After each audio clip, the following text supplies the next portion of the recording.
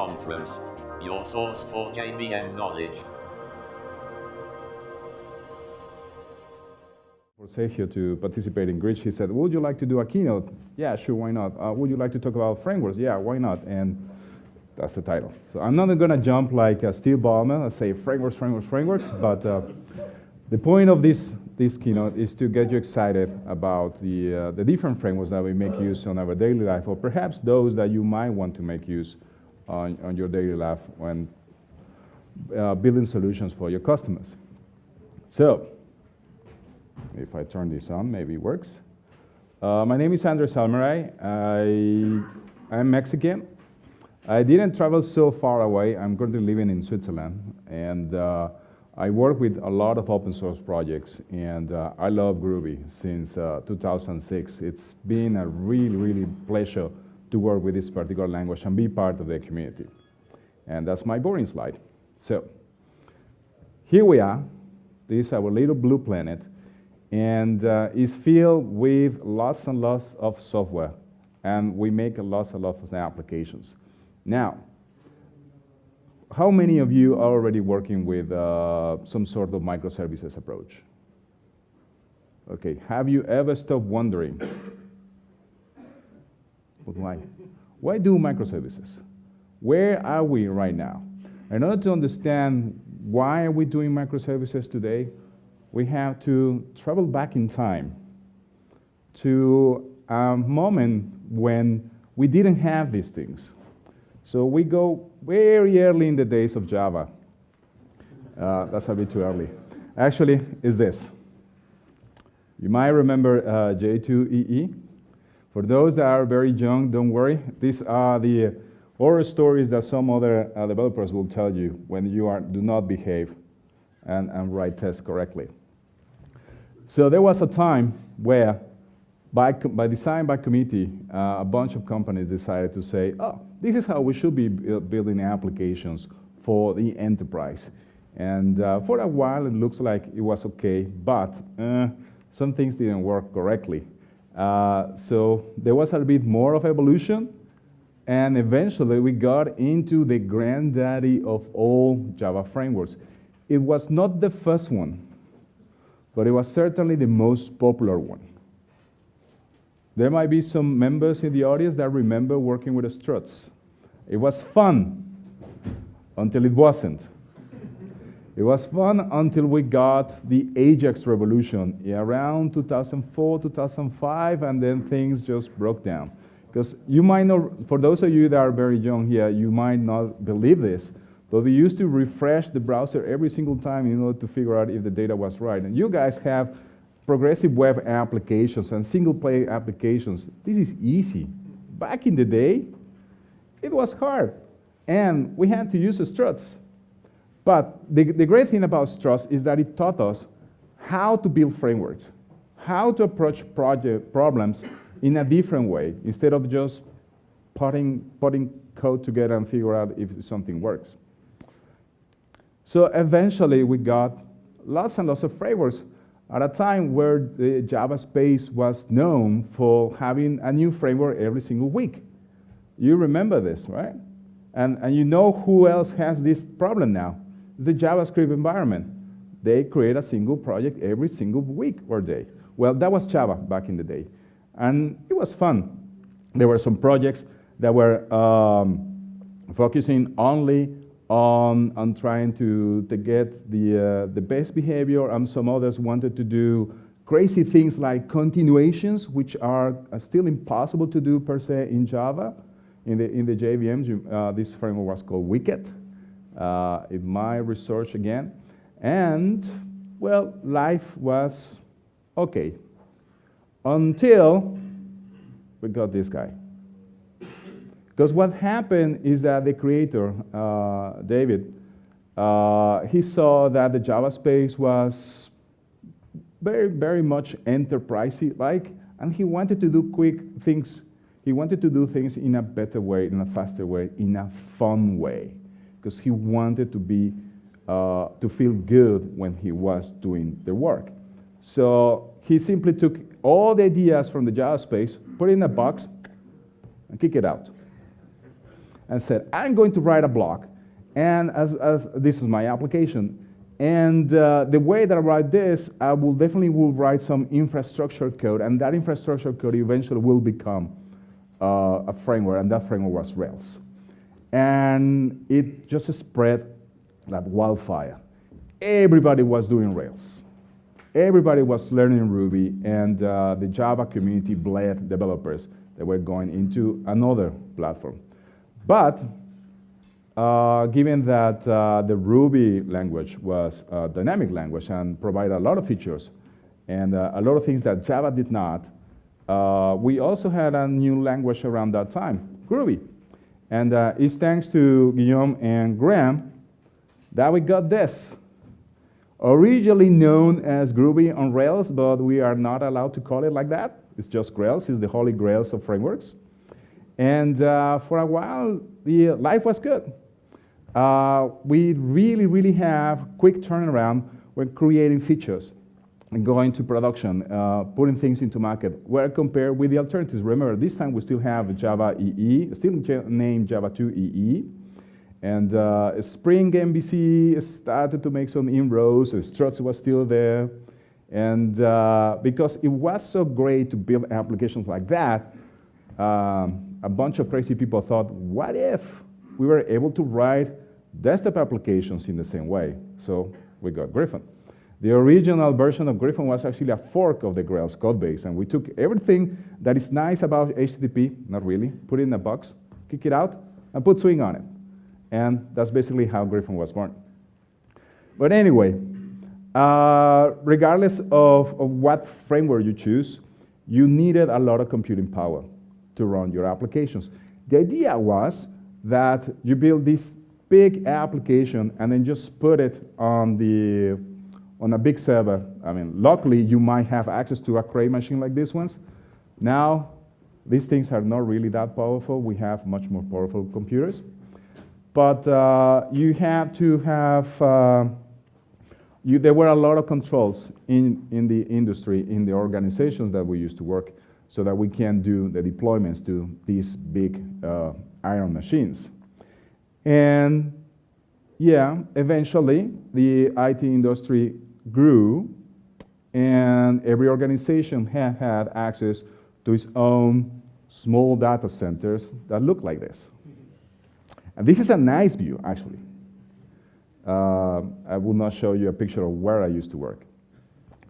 But this is a problem, not necessarily because it's a mess to figure out where are the connections, is that you have to have your own dedicated hardware, and you have to have your own dedicated people to work on the hardware and do the deployments and do the maintenance and everything, right? And this costs a lot of money. It's easy to think that because it's ours, it's on-premise, that the costs are not that much, that just going to the outside, but that wasn't the case. So at some point, the industry switched, and now we have access to big data centers. So instead of you or your organization keeping the cost of maintaining the hardware, you will just rent the hardware to some other company. And they will give you access to computers and servers that are of different sizes, and you pay according to that and the usage. And for a while, things were good. And then these companies that rented the hardware saw, maybe there is a bigger opportunity here. What if we were able to give you everything that you need? Not just the hardware, but we just give you the infrastructure, and we give you the middleware, and then we give you everything. Just you need to build the application itself, and we host everything for you. So we manage everything for you. And that became the cloud, which is where we are right now. Nowadays, it's difficult to talk about writing applications at scale without talking about the cloud. And the idea of the cloud is that you, as a producer, you want to reduce your risks, because you don't want to be responsible when hardware fails. You don't want to be responsible when network fails. You don't want to be responsible when your application hits a limit and you need to scale horizontally to more machines or more nodes. Because if you were to be the one maintaining your hardware, You have to scramble immediately to do some to buy some stuff and try to connect it quickly, and then you figure out, oh, the spike is done, so we don't need that hardware, right? So that's the whole point of the cloud, reducing risk. And that definitely, of course, comes at a cost. Because we used to build applications like this, big monoliths. And can you fit a big monolith in the cloud? Well, yeah, but we have to wait for the time that it takes for deployment, isn't it? Because you're shipping a big ball of binaries and do the switch for the next version. It's going to take some time. And of course, it's going to take a lot of money in order to run this because, well, you have to figure out if you have enough memory, if you have enough disk space, enough computer power to run this particular monolith. Another thing that will happen if we distribute monoliths is the downtime when we have to roll a new update again because of the deployment size. It's simply not maintainable when we're doing monoliths on the cloud. So what's the answer? Do we still doing monoliths? Do we shrink them down? Or we just simply break them into smaller pieces? And this is how microservices came to be. On one side, we have a big monolith that all the services are part of one single binary, and this is a big deployment unit. And on the other side, we have the same behavior, but it's disconnected with different working actors or services. And the idea is each one of these services or actors are deployed in a separate unit. Notice that I'm saying unit, I'm not saying node, I'm not saying container. It's something that is separate from the other ones. We'll figure out how we can assemble this together. And this allows to, well, we have now to have bigger interaction or bigger communication within each one of these services. But if one of these goes down, we can replicate and we can have multiple copies of a particular service. We can scale very easily just by adding or removing instances of a particular service. So this sounds nice in paper, but how do we actually get to do this? Well, it requires a little bit of dark magic. And when I said unit, the thing is that in the past, this was the whole node, the whole server. Now, this could be a small piece of a single node. And how can we do this? Well, that was not the button I wanted to click. Hold a second. There we go. We do this using containers. Because you can run the service on a single node if you want. So this will take the whole memory, CPU, everything, all the resources available on that node. Or you can partition the node in smaller pieces using containers, and you can run services on each one of these containers. Hopefully, you don't have any noisy neighbors, and the boundaries of each one of these containers are honored by each one of the tenants. Well, that also works. But there are some issues that you have to take on. There are some considerations. There's always going to be someone telling you the happy path. The grass is greener on the other side. But I'm pretty sure that some of you have experienced it the other side, right? And this has to do with the types of frameworks that we use, the design choices that we make for the applications, and certainly the type of infrastructure that is provided by the particular cloud provider. So the things that we have to take care when thinking about microservices is how much computer power do I need for this particular service? Because depending on that is how much you're going to pay. But also, how much memory is required for this service to run. Because if your framework and if your application requires a lot of memory, is very memory hungry, you're going to pay definitely much more. And what about the latency? It's nice to say that we have a bunch of services talking to each other, but because we don't know where exactly in the data center, in the cloud, these services are going to be deployed, we have to think about their locality. If they are close together, it's likely that the communication will be fast. But if they are not, the communication will be slow, but how can we gonna tell? So we have to be very careful about that. Another thing that we have to be careful is when breaking down the monolith, it's likely that you will find there is a module, the core module, that contains a lot of behavior. And this module has a lot of communications with other smaller services. So this becomes, again, it's another smaller monolith, if you will. And this one is your single point of failure. If possible, try to break it down to the smallest possible bits.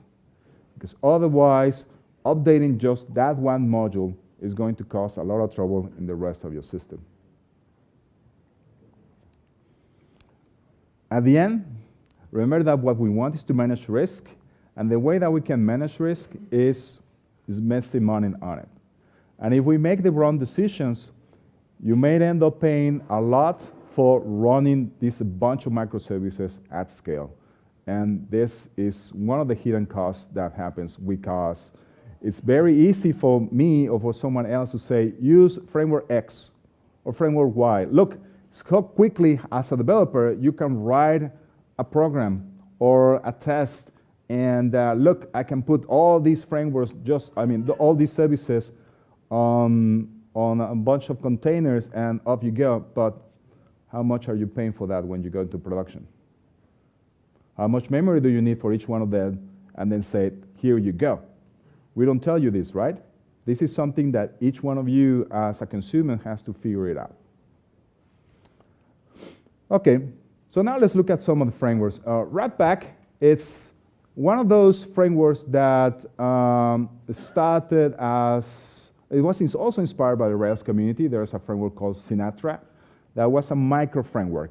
It simply said, Rails is nice, it brings a lot of features. What we want is a smaller piece that it only gives you the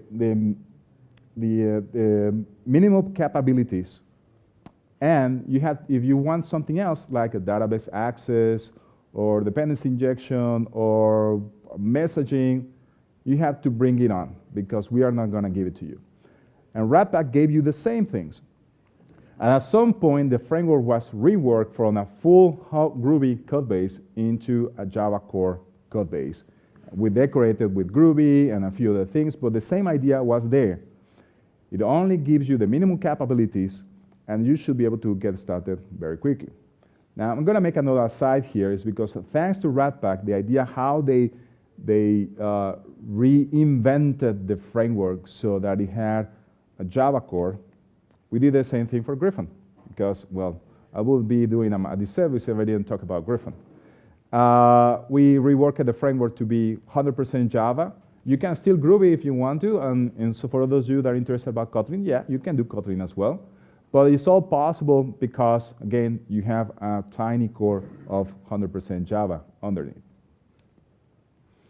It's likely that most of you are familiar with Spring Boot. Spring Boot was born as a reaction to being able to break down monoliths into microservices, and it became the dominant force in the market very, very quickly. Almost everybody has seen Spring Boot in one way or another. And as a matter of fact, Rails 3 was based on a Spring Boot. And that worked also for a while. And it's very, very easy to create applications with a Spring Boot. As a developer, the developer experience that you get is fine, is fun, is quick if you know where to find the documentation and if you know how to follow the tutorials. But when we turn into deployment, things become different. If these are medium-sized applications or your regular monolith, no problems. But if you want to deploy a bunch of microservices, then you're going to see some problems, which is deployment size and startup time. There's another alternative, macro profile. Macro profile is still part of the Java EE space, but the idea is that Java EE is still very, very large. It's still designed in a way to create monolithic applications. So the idea behind macro profile is to take those standards from the JSRs, from the JCP, and create something that allows you to define and build microservices. It started with just a bunch of JSRs, I think it was around 5 or 6, and now the latest version contains more than 20. So it's growing very, very quickly. But the advantage of MicroProfile is that it's still part of standards, and it's now developed in the open in a much faster way than it was in the past with Java EE.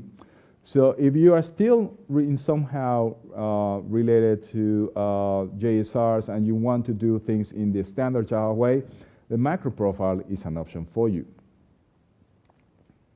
Here's a funny slide. This was presented by Oracle when they announced Project Helidon. Project Helidon is their answer, is Oracle's answer to writing microservices. Funny thing is that they claim that Spring Boot is full stack, it's big, whereas at the bottom we have the really tiny micro frameworks, and we finally see the appearance of Micronaut right there. And they claim that Helidon is able to work with these much smaller frameworks. It's more like common APIs that can be integrated with each one of others. Now, personally, I don't have any experience working with Project Helidon. It looks nice, it sounds nice. We'll see if it actually goes into a place where more people make use of Helidon. And Open Liberty, for those of you that ever had to work with WebSphere, do not fear. This is the open version, and supposedly is leaner and meaner. I also have not made use of this particular one, because if I want to do something on the web, it's either the big fat Spring Boot or the lean and mean Micronaut. Javelin and Apache Spark. No, actually, this is Java Spark. This is not Apache Spark. This is a very common mistake. Apache Spark is for Hadoop, and Java Spark has nothing to do with that. And originally, Spark was first. This is very similar to Ratpack.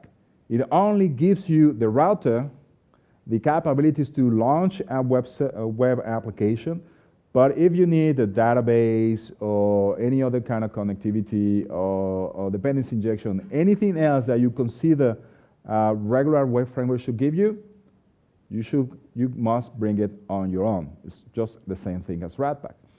And Javelin is a re-implementation of Java Spark, but taking into account compatibility with the Kotlin language. As a matter of fact, they prefer if you were to write Kotlin with Javelin, but because it has, like Ratpack and Griffon, a tiny Java core, you can write applications also in Java. There's nothing stopping you to use Groovy with Javelin if you want to. It's just that the authors prefer Java and Kotlin. And then, of course, we got this big guy, which is actually tiny, announced last year, Micronaut. What's interesting about Micronaut is that when it was announced, we knew that because it was coming from the same team that gave us Grails, it will be very powerful. It will be very interesting, but it had a really tall order, compete against Spring Boot, the giant in the market. A year ago, I would have said that was a bold move. 1 year after, I can say that Micronaut made all the right choices. And it's definitely making sure that the market is aware of what are the trends and what are the things that we as developers should consider. Because before Micronaut, people didn't care too much about deployment size, or didn't care too much about start on time, because they were still trying to run monoliths or smaller monoliths in the cloud. But with this, you can run hundreds and thousands of services very quickly and make sure that your production is reacting as soon as possible. Because when you take 20 seconds once you have deployed, but 20 seconds to boot up and serving the first request, Micronaut has already spent 19 seconds serving all requests, if not more than that. So it is really a game changer. And it's such a game changer that other companies and other organizations are taking note, and we just recently got the news of Quarkus, which is coming from Red Hat. And they have similar ideas. They want to provide the smallest possible set of features and deployment size and memory footprint for you to deploy into a microservice-oriented architecture. But also, they will give you the capability to start as fast as possible, given certain constraints. So there is no free lunch. You have to take some considerations here when you want to be as fast. They do this through the current grails in the Java space. The holy grail of being fast in Java is GraalVM. There are three things in the Graal project. One thing is the JIT compiler. The other thing is Substrate VM, which is what allows you to run multiple languages in the same JVM. And finally, we had Graal AOT, ahead of a time compiler. This is the thing that makes things very, very fast, because it will make your Java code be compiled into native code, into native images. So it will be fast as native code. But in order to do this, you have to relinquish all the magic that you are used to. So reflection is a no-no. There is a way around it, but it's painful. And your libraries, all the code that you're used to use with the Spring Boot and Grails and everything else, they have to be adapted so that they work correctly with the restrictions coming from GraalVM. And this is exactly what the Quarkus team is doing. It allows you to run Hibernate, JPA, and some form, restricted form of dependency injection with Quarkus, which is another great thing that Micronaut did. Instead of using runtime dependency injection, they decided to move everything to compile time. So they can resolve all the dependencies, everything that you have to do usually at runtime. Now you do it at compile time. You can figure out that if the injections are going to work or not, so you don't get any runtime exceptions because something is missing or is the wrong type. And because all that thing is already done when you compile, when you start the application, it's just much faster. There's less things that the framework has to do during boot-up. It's the same thing that Quarkus does. It allows you to find a lot of information about your application, to assemble everything before it has to be run. Now, this is fine where we're working in Java space. And we're doing all of this because we have a serious competitor at the other side of the aisle. And it is this guy. Go. If you're really serious about being the fastest in production, being the leanest and the smallest running on the cloud, reacting as soon as you can, Go is the only game in town. This is the one that is leading the charge. You may dislike the syntax all the time you want. It doesn't matter. You may dislike the fact that exceptions work differently in Go. It doesn't matter. This thing is so fast that you cannot even measure it. But Micronaut is getting very close to getting us the same behavior, well, not the same behavior, but the same gains as running Go. So keep an eye on Micronaut, but certainly keep an eye on Go because it's leading the charge. All right. But when building microservices, we have to take on other challenges. Because when it's just a single monolith, well, we can have all the services in one place. It's easy to reason about when things are all in one location. But when now we put a lot of agents and instances talking to each other at different times, going up, going down, with multiple copies, different versions, maybe incompatible versions with one another, how do we make this all happen? It just, boom, explodes and go crazy. So one of the things that we have to take on is that once you have deployed a bunch of instances is monitoring. I thought that was funny.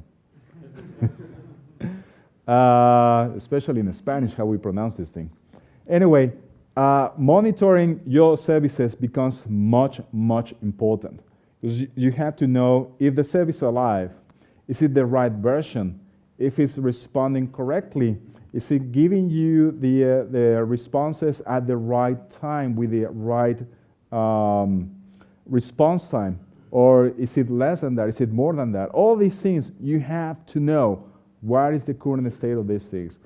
And it was easy in the monolith. Now it's much more complicated because how many instances are you running? You also have to do tracing. If you want to know where and when a request is being processed on your system, then you have to apply different techniques. There is a bunch of frameworks out there and other libraries on the Java space and on the Go space as well that will help you do this. So a request enters the system and connects to, I don't know, 20 microservices and hits a bunch of databases and then comes back and gives you an order. Then you have to know exactly all the places where this thing is going. And tracing, there are many ways to do this, will let you know exactly what happened. Another thing that will happen is federation. When you want to run all your services together and turn them down, turn them up, it's something that we didn't have to think about in monoliths, but now it's something that it has to be on your mind.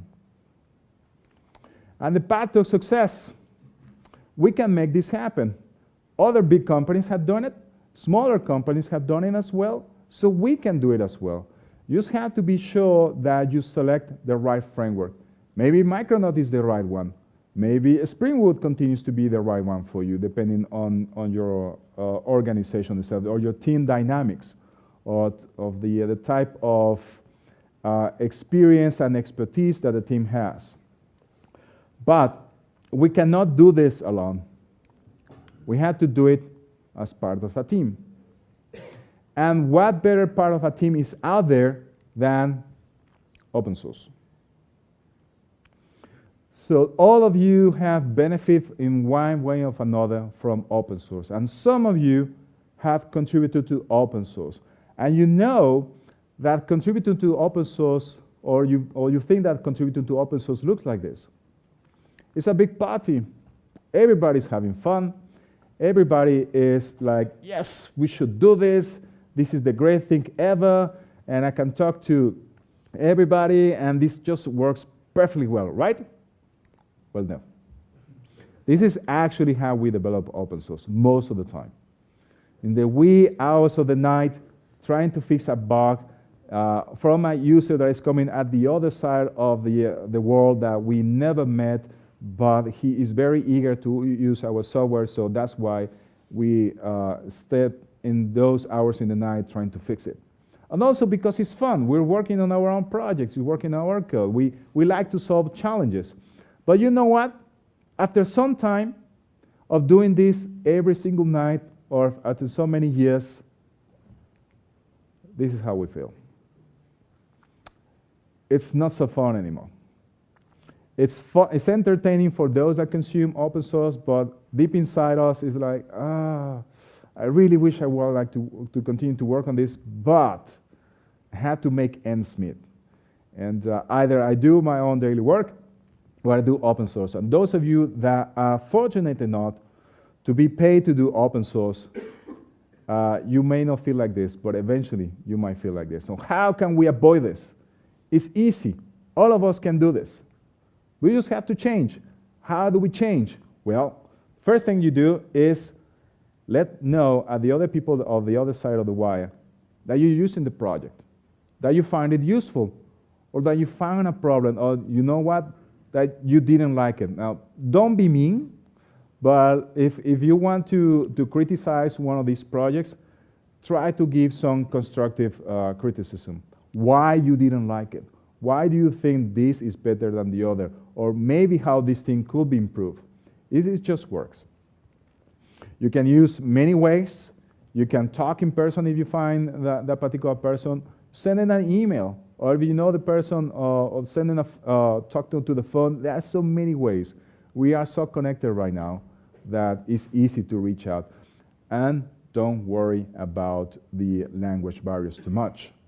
My mother tongue is Spanish, but I'm here talking to you in English, and I can see other members in the audience that come from many different places and very far away.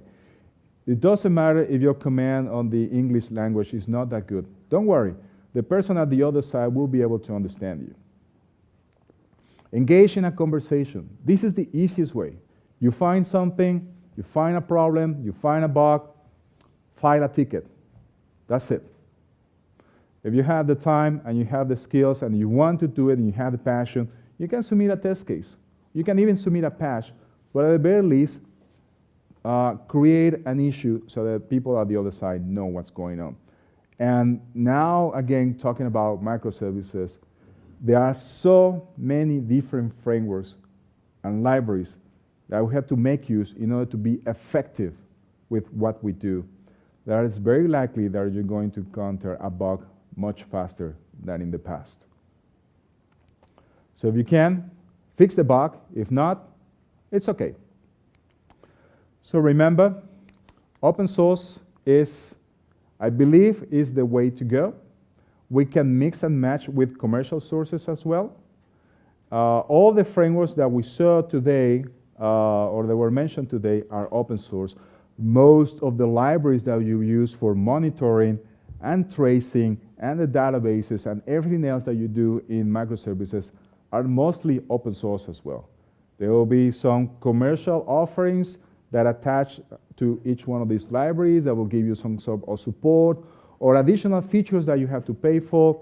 Just evaluate if it makes sense for you and your organization to do so. I mean, there is a reason why these offerings exist, and it's just up to you to define if it's actually worthwhile for your case. So I'm not going to say use project X or use project Y. You should talk to that organization or the other, buy this thing. You have to make your own mind. So I hope you found some of the things that I talked today useful. My idea for this keynote was to make it a little bit more inspirational, so let you know what is the landscape of the different frameworks. So doing microservices is not just a Spring Boot, and it's not just Micronaut. It may be a combination of both, or something else. The thing is that we have to figure out why are we doing things that we're doing it today. Because if we don't remember the past, then we cannot plan for the future. Thank you very much.